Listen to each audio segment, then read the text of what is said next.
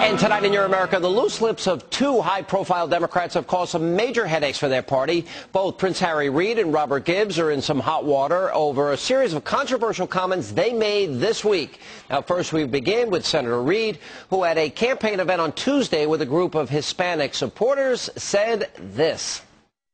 I don't know how anyone of Hispanic heritage could be a Republican, okay? So I need to say more. Now, you'd think after being caught on tape making such an outrageous statement that the Senate Majority Leader would apologize. Well, far from it. Instead, his office issued a strongly worded statement saying that Reid stands by his comments and doesn't understand how anyone could vote Republican. And then there's my buddy, my friend, my pal, White House Propaganda Minister Robert Gibbs. Now, he told the Hill newspaper that anyone who compares President Obama to President George W. Bush, quote, ought to be drug tested. But like Harry Reid, he's not apologizing either. Do you regret any of what you said to the Hill? I will say I think there are many times when I read the transcripts, even of answers I give in here, that I could have said things slightly differently. Now, apparently that answer did not satisfy some Democrats. Take a look. He should be fired. He's done a miserable job. People I know refer to him as Bozo the spokesman. Now, I think that Robert Gibbs and Harry Reid would benefit a great deal if they were to listen to the advice of my next guest. He is the president of the Word Doctors. We have the one and only pollster, Frank Luntz, is back with us. You know, when you think it can't get any worse for Democrats, Frank, it just, you know, the gifts that keep on giving. And yet, even though these are clearly language blunders, and both gentlemen should regret what they said, in reality, this is the least of their problems. A greater percentage of Americans think that the country's headed in the wrong direction.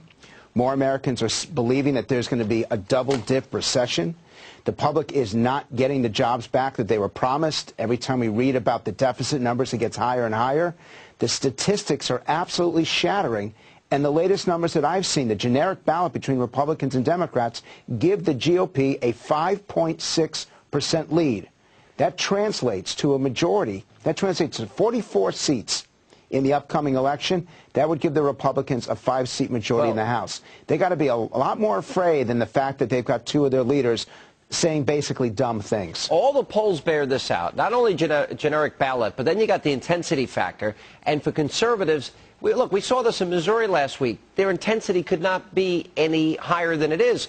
And it seems like the emerging strategy of the Democrats is, number one, don't admit that they voted for the stimulus, don't run on their record, demonize Republicans, you know, divide along racial lines, and then blame Bush. And polls now are proving the blame Bush strategy, you know, isn't working for a president that ran on change, said he could do better, has been in the office nearly 2 years, and is whining repeatedly about George Bush. It's now becoming fairly pathetic.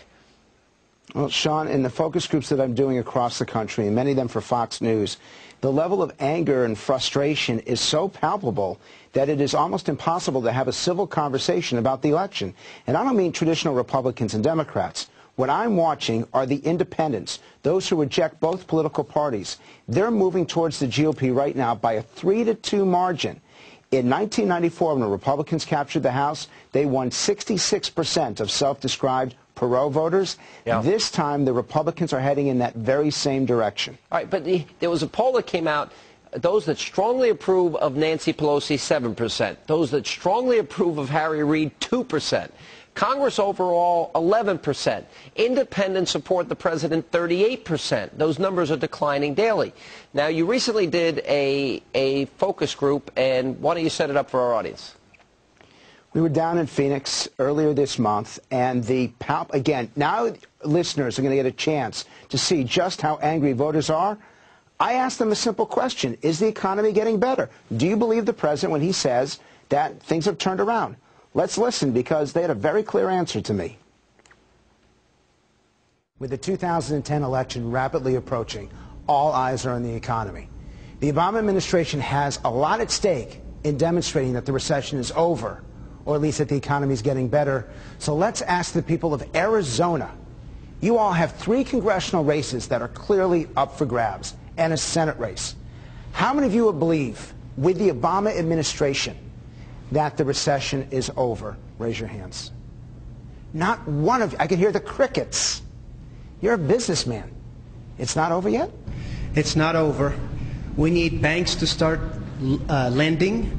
We need the federal government to be more sensitive about corporate America, and we need to take care of our debt. It's not over yet? I hope it gets over in my lifetime. No, it's not over yet, but the government needs to quit spending. Our tax system that we have right now is very repressive. Something like the fair tax may be a possibility, but not the way we have it now. I'm unemployed right now. Been unemployed for 6 months. Longest I've ever been unemployed.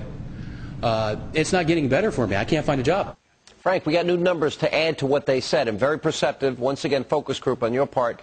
But youth unemployment has never been higher.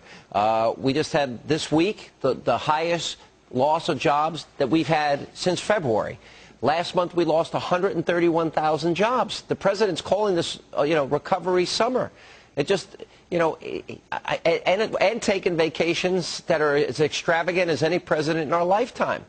So the question is, can he overcome this in 81 days, 82 days? I don't believe he can overcome it, but let's step aside. Let's take away the politics of it and think about the pain and suffering of these people. You've got almost 50%, almost half of all Americans come from a household where unemployment has struck them or underemployment. You now have 35% that are afraid that they could lose their jobs in the next year. People aren't spending. They're afraid to invest. They're afraid of the future. Small businesses aren't growing. Regardless of who wins and who loses, there is so much pain and suffering in this country right now. My heart goes out to them because I listen to them every day.